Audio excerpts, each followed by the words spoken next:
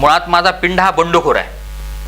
कारण काय व्यवस्थेने इतकं पिचलेलं आहे सामान्य माणसाला व्यवस्थेने की बंडखोरीशिवाय आपल्याला काही मिळत नाही, आपल्याला काही मिळू शकत नाही, आपला हक्कही मिळू शकत नाही, ही भावना मनामध्ये कायम सुरुवातीपासून राहिली वेगवेगळ्या परिस्थितीमध्ये. आणि त्यामुळं मी पत्रकारितेत आल्यानंतर बीड जिल्ह्यामध्ये साधारणपणे माझे 2 विषय प्रामुख्याने राहिले.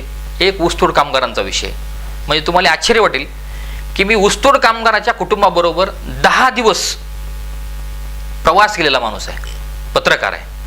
आणि 10 दिवस मी ऊसतोड कामगाराच्या कुटुंबाबरोबर प्रवास केला. एका ठिकाणी तर असं चित्र होतं की सकाळी ज्यावेळेस आम्ही उठलोत तर ते सकाळी उठल्यानंतर आम्ही पाहिलं की आपण रात्री कुठं झोपलो होतो, तर ती स्मशानभूमी होती.